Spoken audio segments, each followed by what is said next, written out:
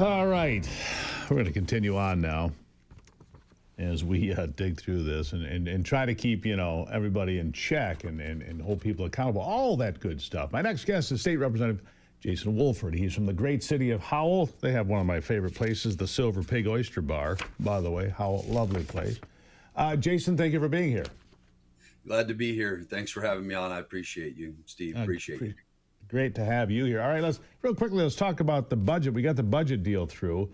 Good work by the speaker and the people mapping it out. You must be pretty pleased about being able to put that to bed.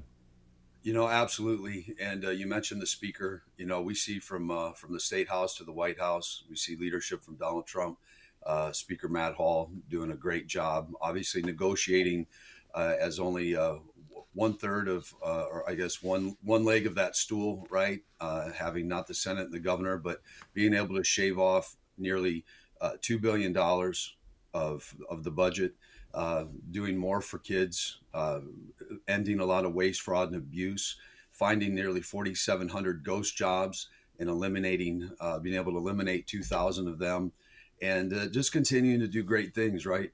Looking at things like waste, fraud, and abuse in all of the departments, and putting accountability there. So very happy to do that. And obviously, it was a few long days, but obviously it was months working up to this to fight to get to where we were. I never understood why the Democrats went crazy about Doge. I think that finding waste, fraud, and abuse in government is incredibly critical, both in Washington, D.C., in Lansing. It's small towns and communities all over this country. If you're wasting money or people are taking money that they're not entitled to and enriching themselves or their friends or whomever, it ought to be stopped. So let's talk about oversight. Let's talk about bridge cards.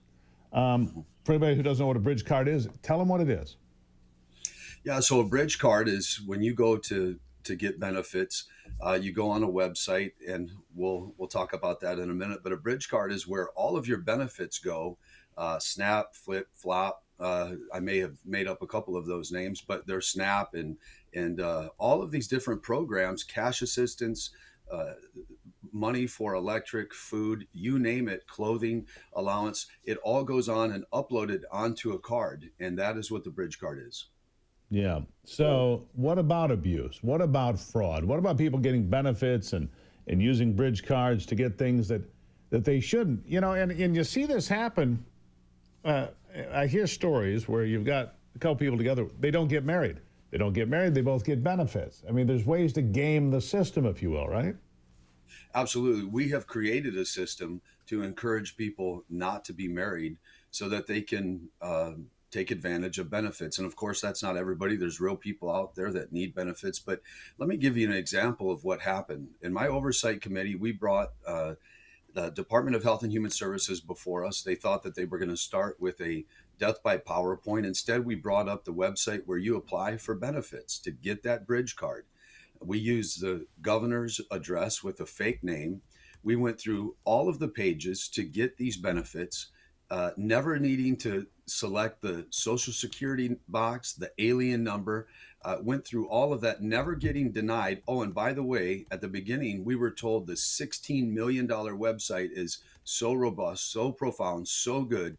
And by the time we got done going through all of that, fake names, no alien number, no Social Security number. Oh, and then it allowed us to register to vote. They said, oh, actually, we catch this all on the back end. And so the amount of fraud, waste, and abuse that was happening just in that let us put forth legislation to put chips in these bridge cards and also photos on these bridge cards. And so we were able to work that into the budget, which is nothing short of a miracle. We have a SNAP error rate in the state of Michigan of nearly over 9.5%. And what that means is either the department has been overpaying or underpaying people.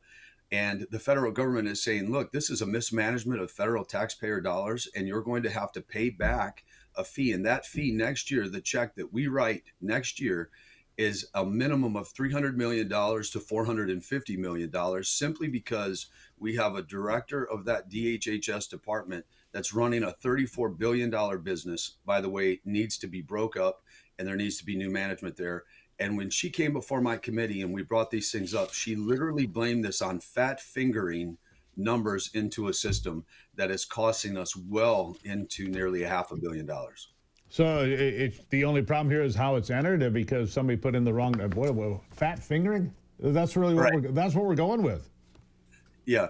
And by the way, she had over 100 employees when she took over that were making over $100,000. In just a few years, there's over a, a, a, 1,000 employees making over $100,000. This is a bloated, ridiculous amount of money that's going to an agency that really needs some reorganization. And I'm thankful for uh, Rep. Jay DeBoyer and myself on oversight, bringing focus to this. And I don't know if we have time, but we also are bringing oversight to UIA, the unemployment agency, as well. Yeah, real quickly, we got about 30 seconds. Tell me about it. All right. During COVID, the federal government gave us $40 billion for unemployment. And we found that there's 10 billion of those dollars that were wasted, fraud, stolen. Those dollars, by the way, unemployment agency going to those that aren't working, that were working, and then on unemployment. A majority of those funds went to people 15 years old and younger, the incarcerated, and those over 100 years old, all because someone gave the order, and we're going to find out who it is, to turn off fraud detection 1 week before we got this money.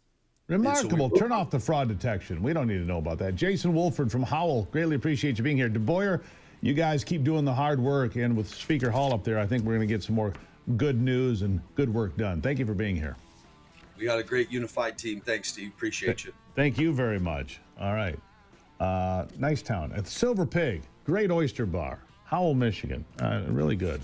There's free shout out for places that I like when we find them. All right. We'll take a break and be back. Don't go anywhere.